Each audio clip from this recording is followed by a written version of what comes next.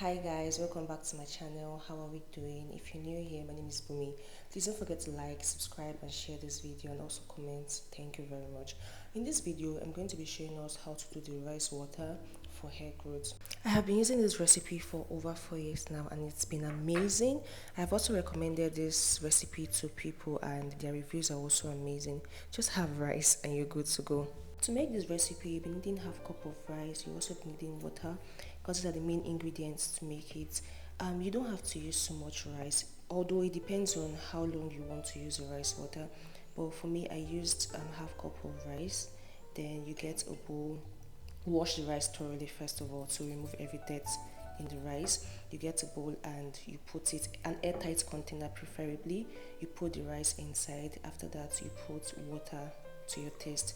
Please do not put so much water so that it can be potent. I also add oranges to my rice water to reduce the smell because after 48 hours it ferments and trust me, you don't want to perceive the rice water after that. I really do not like the smell, so I use orange peels to chase away the smell or curb the smell, and after that it smells like juice.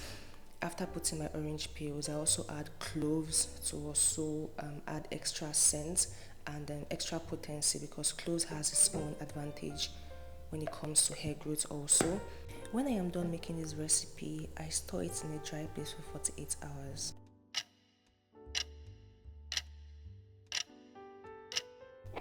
Rice water has been used for centuries, especially among the Asian cultures.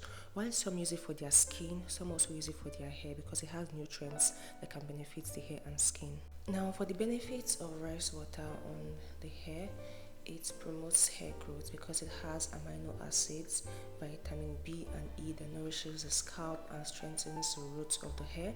It also adds shine to your hair. It makes your hair silkier and black. It helps to reduce dandruff. You can also use it as a detangler to detangle your hair. The protein in rice water helps to repair damaged hair.